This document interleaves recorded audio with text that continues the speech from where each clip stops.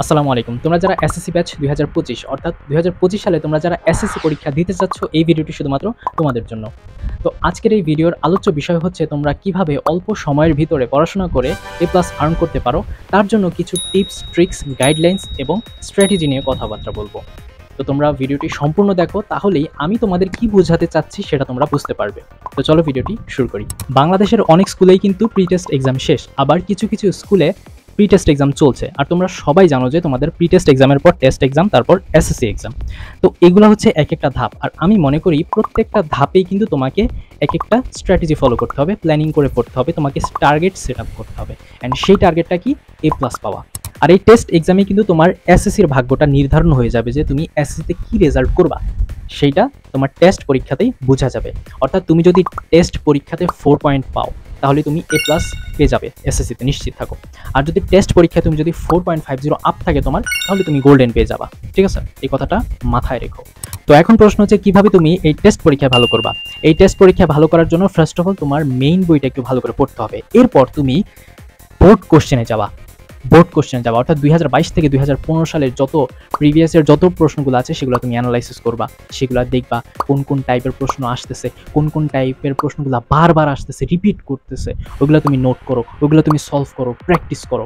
আর 2023 সালের প্রশ্নটা তুমি একটু রেখে দাও, ওইটার নিয়মগুলো জাস্ট দেখো যে কী কী প্রশ্ন আসছে, ওইটা স্ট্রংলি নেওয়ার প্রয়োজন নাই। তুমি জাস্ট 22 থেকে 15 সালের প্রশ্নগুলো খুব ভালোভাবে সলভ করো, তাহলেই কিন্তু তুমি টেস্ট পরীক্ষায় ভালো একটা রেজাল্ট আর্ন করতে পারবা।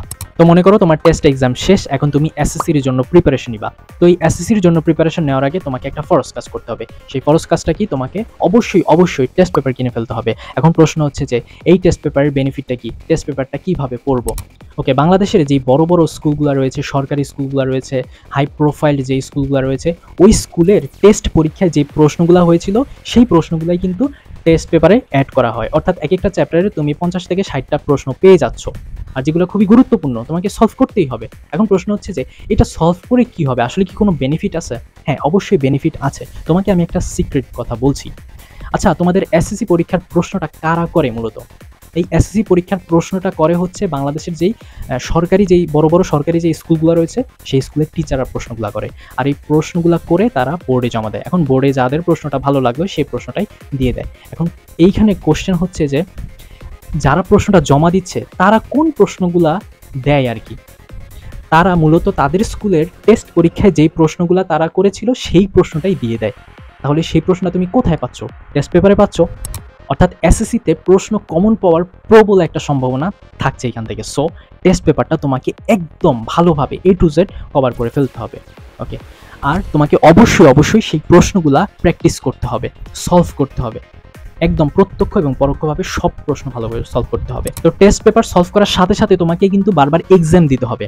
তুমি যত বারবার এক্সাম দিতে থাকবা, তত তোমার ভিতরে একটা সাহস তৈরি হবে যে হ্যাঁ, আমি প্রস্তুত, আমি ভালো রেজাল্ট করার জন্য প্রস্তুত। তো এখন প্রশ্ন হচ্ছে যে ভাইয়া, আমার পড়াগুলো তো মনে থাকে না, পড়া মনে রাখার জন্য কি করতে পারি?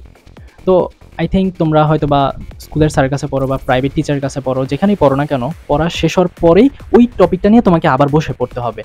যখন তুমি ওই টপিকটা আবার তুমি রিভিশন করবা, 10 মিনিট 5 মিনিট যাই করো রিভিশন দিবা, তখন কিন্তু ওই পড়াটা কিন্তু তোমার শর্ট টার্ম মেমোরি থেকে লং টার্ম মেমোরিতে পর্যন্ত চলে যাবে। আর যদি লং টার্ম মেমোরিতে চলে যায়, তোমার কিন্তু ওই পড়াটা অনেকক্ষণ মনে থাকবে।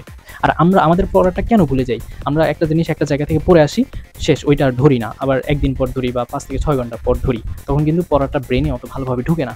সো যেখান থেকে পড়ে আসো না কেন, আবার তুমি রিভিশন দিতে বসে পড়ো, তাহলে কিন্তু তোমার পড়াটা মনে থাকবে। আর তুমি এই টাইমটাতে তোমাকে সর্বনিম্ন 4 ঘন্টা পড়তে হবে এবং সর্বোচ্চ 8 থেকে 9 ঘন্টা পড়লেই এনাফ, তাহলে কিন্তু ভালো রেজাল্ট করতে পারবা। সো আমি যেই কথাগুলো বলছি এইভাবে যদি তুমি চলতে পারো, তাহলে অবশ্যই তুমি এসএসসিতে A+ আর্ন করতে পারবা ইনশাল্লাহ। হার্ডওয়ার্ক করো, পরিশ্রম করো, স্ট্রাগল করো, তাহলে ইনশাল্লাহ হয়ে যাবে।